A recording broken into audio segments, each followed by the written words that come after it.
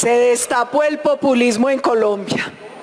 El viernes 15 de marzo, desde el monumento que llaman de la Resistencia en Cali, un lugar que conmemora lo que llaman estallido social del 2021, haciendo apología a la violencia, al vandalismo, al terrorismo, a la instrumentalización de jóvenes cuya manifestación fue infiltrada y financiada por estructuras criminales con fines políticos. El presidente Petro pronunció un discurso para tensionar aún más la institucionalidad en Colombia. Gustavo Petro se quitó la máscara, ya reveló que se quiere quedar en el poder y lo hace ni más ni menos que en una marcha pagada a los indígenas del CRIC en el símbolo de la violencia, el desastre, la destrucción y el dolor de Cali. Traiga aquí, señor presidente, la ley que convocaría una Asamblea Nacional Constituyente, como es el mandato constitucional. No se invente caminos que no aceptamos.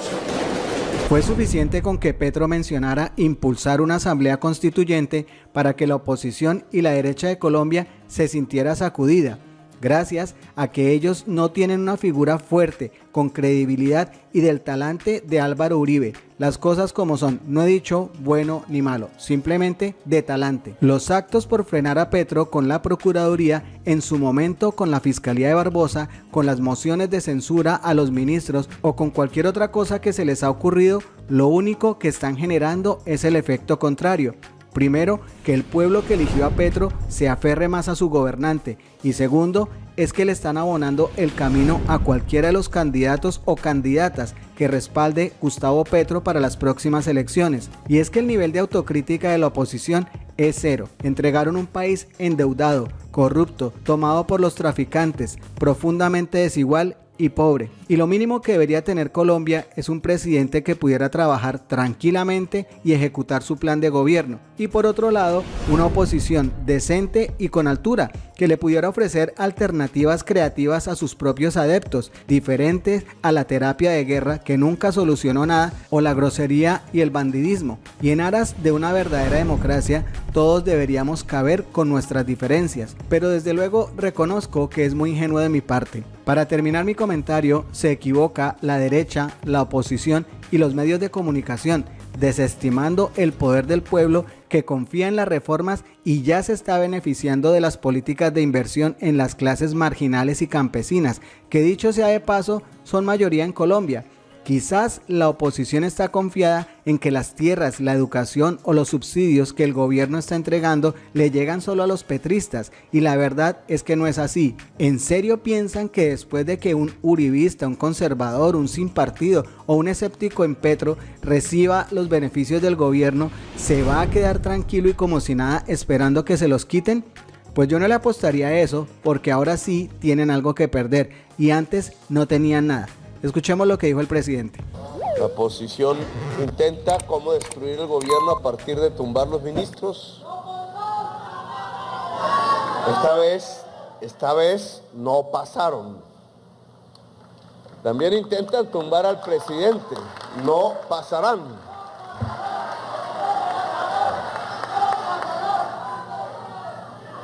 Es la democracia y es el poder constituyente del pueblo el que va a pasar. Cuando se habla de la constituyente, y aquí en concreto, en este diálogo gobierno-ciudadanía de Ayapel, pues es primero la expresión de los problemas fundamentales, no todos porque no acabaríamos, pero los problemas fundamentales de Ayapel, fíjense ustedes en estas horas, minutos que han pasado, pues se han expresado. Diversos, de diferentes sectores, pero han aparecido de parte de la boca de la población lo que debería reformarse para vivir mejor en el territorio. No hemos hablado de los problemas nacionales, aunque tienen que ver con los del territorio.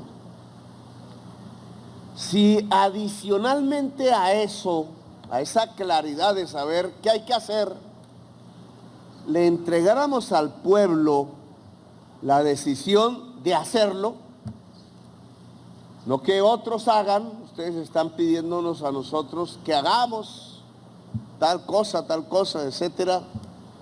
Pero si esa capacidad de decidir sobre el hacer estuviera en manos también de la población, ahí donde estamos hablando del poder constituyente. Es una población con capacidad de decidir, una población con poder. Por eso un poco, mirando las redes, la prensa, me van a disculpar, pero ya como he hablado tanto, los bronquios se me van. Ese es el problema de envejecer.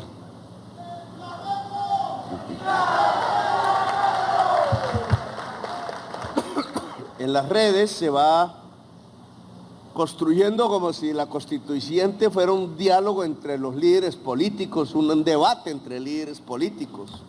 No venga y medimos fuerzas, dicen ahí como los... No, la constituyente, el proceso constituyente no es entre los dirigentes tradicionales del país. Antes que nada es darle el poder a la población. No es el dirigente de arriba, Vargas Lleras se equivoca ahí. Es la población, el común, la ciudadanía diversa adquiriendo poder de decisión. Y ahí me incluyo, porque ya es así, los que han tenido el poder de decisión, mayoría hombres de maquinaria, que es en la política así como se llama, hombres de negocios, de poderes económicos importantes en el país, hombres de poder, incluso de poder militar, porque han manejado armas, han tomado ya durante todos estos tiempos, desde que se convocó la última constituyente en el 91, las decisiones. La constituyente de nuevo no es para que ellos sigan tomando decisiones, sino que antes que nada, y a eso el pueblo lo determina, es para que el pueblo vuelva a tomar las decisiones. Las decisiones de lo que en estos 33 años que llevamos de constitución, pues no han podido tomarse. Una de las críticas que se me hacen es: Petro, ¿usted quiere cambiar la Constitución del 91 por otra? ¿Por cuál? No, pues la Constitución del 91 la hicimos nosotros. Yo no veo que queramos cambiarla, pero sí nos hemos dado cuenta que han pasado cosas. Desde el momento en que se declaró la Constitución y se abolió la Constitución de 1886, historia patria, Rafael Uribe, el liberal, se levantó en armas contra la Constitución del 86 a finales del siglo XIX. Y después los liberales intentaron cambiarla en lo que se llamó la Revolución en Marcha en 1936. Y algo pudieron, pero casi dan un golpe de Estado los militares de ese entonces. Y los conservadores, está en la historia, para detener el que se cayera la Constitución del 86 y prosperara la Revolución en Marcha, desataron la violencia en Colombia. Y no terminó esa violencia, todavía no ha terminado la violencia. Comenzó allá, mataron a Gaitán, siguió la violencia, sangre en los campos como nunca, el país se desestabilizó completamente y hasta el 91, un poquito antes, volvimos a hablar de paz. Y la paz se intentó concretar en la constituyente del 91. Mire toda esa historia. Y un grupo de jovencitos que se nos había ocurrido un poco jugar con audacia y con riesgo, que nos levantamos en armas también contra la Constitución del 86, como Rafael Uribe, tuvimos éxito. Los que no, todo un siglo tratando de acabar esa Constitución autoritaria, regoda, atrasada, premoderna, luchas armadas liberales, reformas liberales, y no pudieron.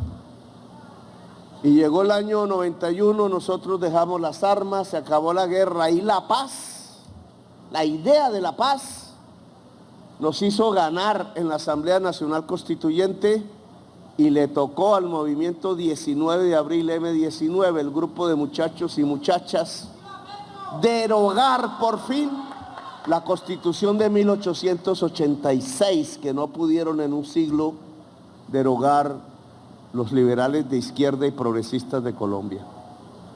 Es todo un periplo histórico, porque hay que coger esos grandes periodos para ir entendiendo la historia. ¿Por qué entonces Petro se levantó en armas? Pues por eso, para acabar una constitución tan retrógrada que reprimía al pueblo y bajo el estado de sitio lo mantenía en silencio y no le permitía el poder. Por eso la Constitución del 91 lo primero que dice es: el pueblo es soberano, no hay poder público que no se derive de la soberanía popular. Una Constitución democrática, progresista. Pero al otro día de declarada la Constitución del 91, lo que vino en Colombia no fue cómo se aplicó, cómo se empezó a construir el Estado Social de Derecho, la justicia social, la democracia, sino que vino un régimen de terror y otros 100,000 colombianos fueron asesinados. Es lo que yo llamo la gobernanza paramilitar. Álvaro Gómez Hurtado le decía el régimen de corrupción, de facto, eso no lo decretó nadie, no lo aprobó nadie. El pueblo aprobó, fue una constitución democrática, pero que lo que gobernó en todos estos territorios en los que estamos fue la gobernanza paramilitar y asesinó 100,000 ciudadanos de Colombia, que aún sus cuerpos siguen muchos, miles, en fosas comunes, en cementerios clandestinos. Hoy quienes hicieron eso empiezan a confesar la verdad. Uno de esos es un cordobés, el señor Mancuso. Es decir, que nos estafaron. Es decir, que se burlaron del voto popular, que todo ese esfuerzo por construir un país democrático quedó en las palabras de la Constitución, pero no se aplicó lo contrario. La fosa común, la sierra eléctrica, la masacre, el terror, todos conocemos esa historia. Ahora ganamos nosotros otra vez. Y esta vez no fueron 3 millones, 1 millón de 3 millones de votos de la Asamblea Nacional Constituyente, porque nosotros, el M19, ganó las elecciones de Asamblea Nacional Constituyente del 91 e hicimos con otras fuerzas democráticas la actual Constitución.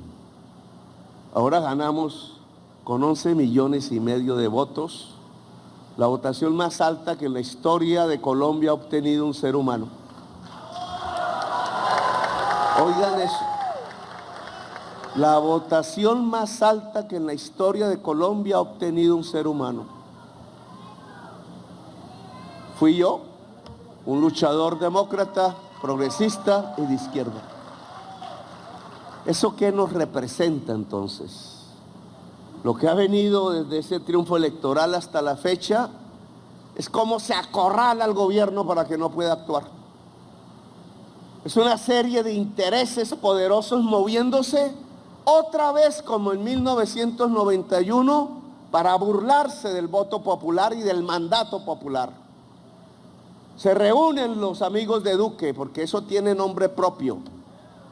Se reúnen los amigos de Duque con los exmilitares que él puso, con los exministros que él puso, con los congresistas que él puso, con los funcionarios del Poder Judicial que él puso, en primerísimo lugar el fiscal Barbosa, no para discutir la política con el gobierno, sino para ver cómo se tumba el gobierno.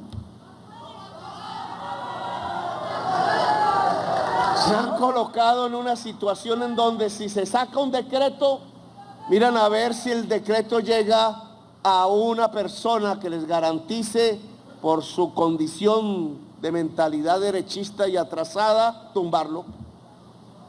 Cada decreto tumbarlo, cada proyecto de ley en el Congreso detenerlo, se salen, no hay quórum, sabotean, hasta estamos viendo como unos congresistas financiados por una multinacional extranjera, que eso lo prohibió la Constitución, dedicada al sistema de salud porque es propietaria de EPS, a intervenir en el debate sobre las EPS, a favor de las EPS. Esa es la quiebra de la Constitución del 91, eso está prohibido, se llama conflicto de intereses, y congresista que caiga en eso, dice la Constitución, se tiene que ir del Congreso. Y es lo que está pasando en este momento.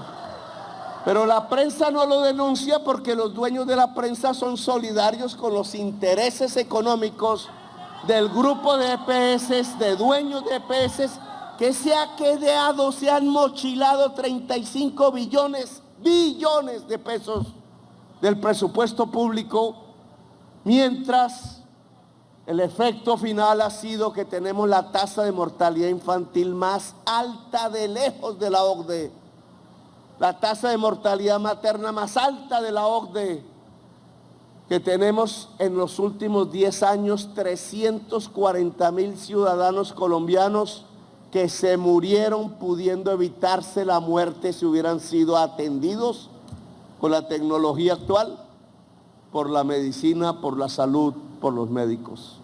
340.000 colombianos que se murieron. Es mucho más que la violencia que ha habido en Colombia. Mata más el sistema de salud que las armas de los paramilitares, del Clan del Golfo y de la guerrilla disidente. Pero hay sí silencio. ¿Y sabe por qué hay silencio? Porque sobre la base de esos 340.000 muertos se amasa la riqueza de unos pocos con el dinero público en una cuantía que hasta las cuentas de hoy es de 35 millones de pesos que del presupuesto fueron a parar a sus bolsillos. Eso es ignominia, eso se llama expoliación. Es lo que he denominado, discúlpeme que bautice los conceptos, la gobernanza paramilitar. La gobernanza paramilitar es un método por medio del cual con armas, con masacres, se aterrorizó al pueblo para que se quedara callado, quieto, asustado por la muerte real, para coger las riquezas del territorio y apropiárselos ellos y echárselo al bolsillo. Es una acumulación sanguinaria de la riqueza en Colombia. Por eso somos uno de los países más desiguales socialmente del mundo. Y por eso estamos metidos en esta violencia que no parece parar. Y por eso, por muchas razones que en estos 33 años no fue lo que decretó la Constitución del 91, construir un Estado social de derecho, una democracia con justicia social y por tanto la paz, sino lo que se construyó de facto fue lo que Álvaro Gómez llamó el régimen de la corrupción y que el actual presidente de la República llama la gobernanza paramilitar. Yo quiero salir de ahí.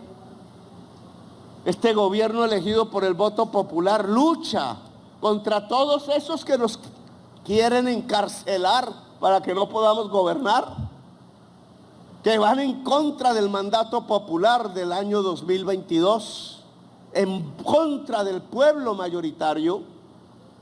Pero lo que quiero hacer es que ese poder gobernar surja es de la población misma, de la democracia misma, del poder constituyente del pueblo de Colombia. En eso estamos en este momento. Y comenzamos el que esta Asamblea Popular de Ayapel, como la que hicimos ayer en Apartadó, se congregue, se convoque con el gobierno al frente, la población pueda libremente a través de sus voceros expresar las necesidades fundamentales del territorio. Si este gobierno coge nota y obedece lo que se dice, obedece es que no impone su voluntad particular y entonces dicen, no, que va. Las rutas no son estas que nos dicen aquí para hacer las carreteras, sino las que mis técnicos dicen allá. Entonces, el gobierno no obedece al pueblo. Y eso no es el gobierno del cambio. El gobierno del cambio es que este gobierno le obedezca al pueblo y a partir de ahí ya le esté otorgando el poder constituyente. El poder de decidir sobre el dinero público, que hace que se prioricen unas obras en contra de otros. Mira aquí el ejemplo que nos han dado, ministro del Transporte. Allá en Bogotá decidieron hacer unos negocios con las carreteras que pasan por aquí, por Córdoba. Son concesiones viales. Tienen retenes. Retenes no se llama, sino peajes, que es parecido, pero peajes. Son retenes legales. Bueno, eso que, ¿por qué el peaje ahí? ¿Por qué allá? ¿Por qué la ruta va así o asá? ¿Y quién es el dueño de la concesión? Eso nunca nos lo preguntaron. Aquí no vinieron a preguntar si se ponían los peajes o si las rutas iban a ser de la empresa tal o cual, generalmente bancos, Sarmiento, otros. Los ricos de los ricos haciendo negocio con el dinero de los colombianos. Pero mire lo que dice la gente aquí, el alcalde. Oiga, nosotros necesitamos otras vías, no esas que en el Ministerio de Transporte ordenaron hacer aquí. Porque esos funcionarios que ordenaron hacer esas vías aquí en Córdoba estaban al servicio, era de los que se iban a quedar como propietarios de la concesión, cobrando a través del peaje la plata todos los días de los que pasan por esa carretera. Es una carretera para los negociantes de carreteras, no para las necesidades de la población. Porque nos lo ha dicho el alcalde, si hacemos las vías de otra manera, nos acercamos desde Ayapel a los municipios vecinos de otra manera, se hace la ruta del arroz. Porque si yo pongo Ayapel y San Marcos, Sucre y otros, tengo un poderío de cultivo de arroz en el territorio, ¿sí o no? Y por tanto, si acerco esas arroceras a la molinera, que es la industrialización de la agricultura de la que tanto hablamos, pues estoy bajando los costos del arroz, mejorando el beneficio del campesino y productor y garantizándole a la gente que se va a comer ese arroz en el territorio o en Bogotá, un arroz de calidad barato. Si el campesinado se asocia en forma de cooperativas, ojo alcalde, usted me habló del mango y del arroz, se puede también de la pesca. Si todos los productoras por rama se asocian en cooperativas, esas cooperativas deberían ser, alcalde, dueñas de la industria. Por ejemplo, de la molinera del arroz, del molino de arroz. Y entonces, la riqueza que sale de industrializar la producción agraria queda en manos del campesino, no en manos de un extraño. Yo he hablado con el dueño de Postobón y él me ha comentado el tema del mango para hacer los jugos, las gaseosas de mango. Y obviamente producir mango y hacer una industria del mango es posible.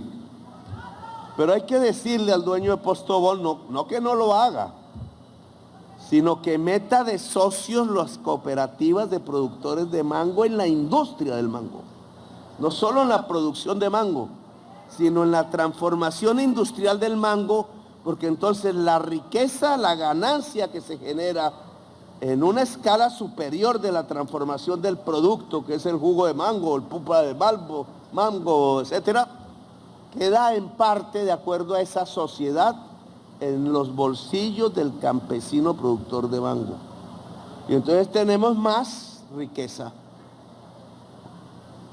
Arroz, mango o pesca, que la pesca parece ser la más afectada.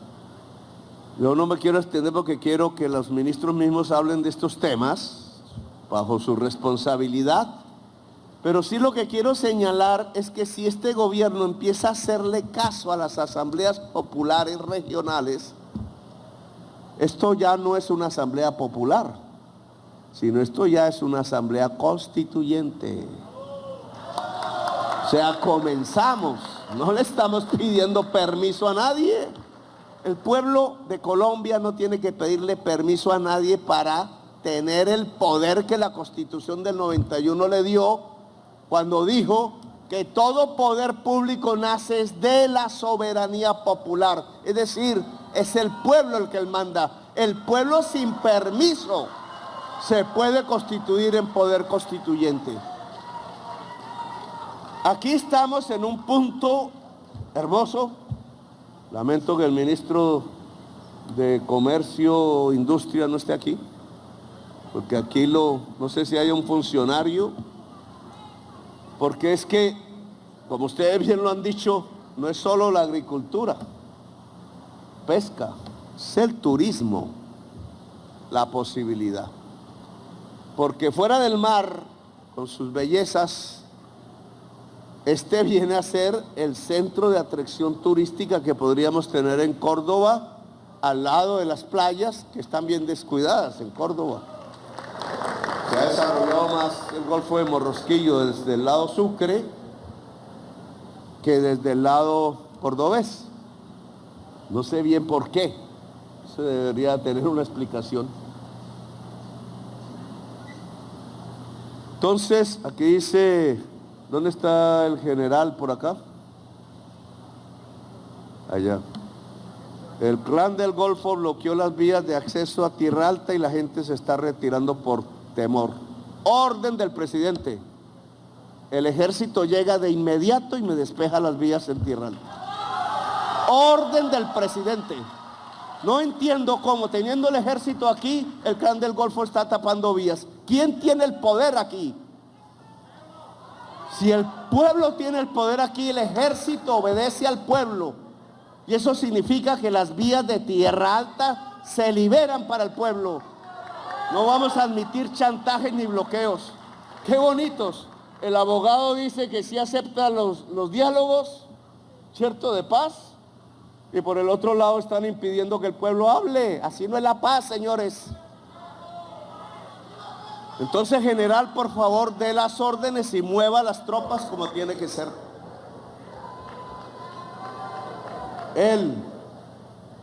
Vuelvo al tema.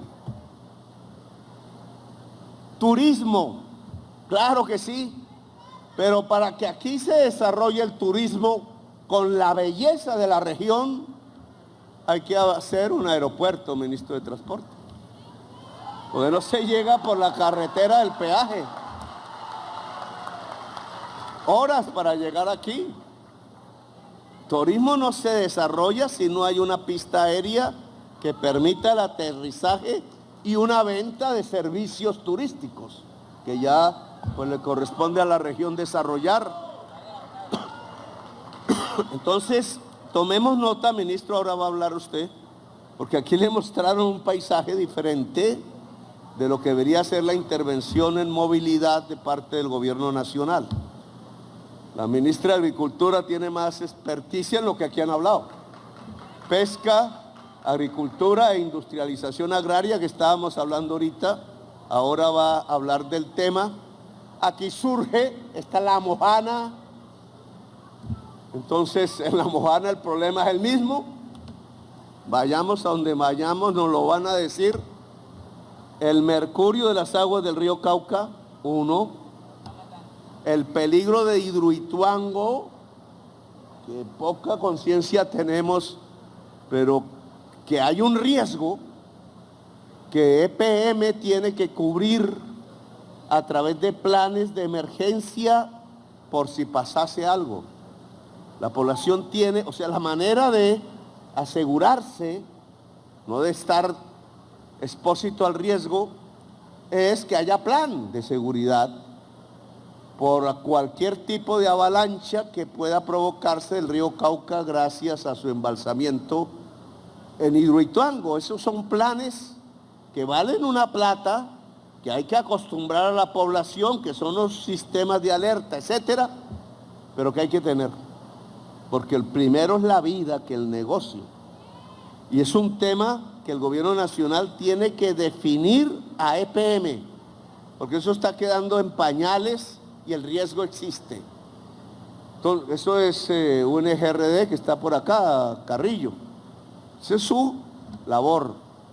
EPM tiene que tener los planes de mitigación del riesgo por avalancha del río Cauca derivado de su embalsamiento en Hidroituango y las debilidades de la ingeniería que tiene Hidroituango.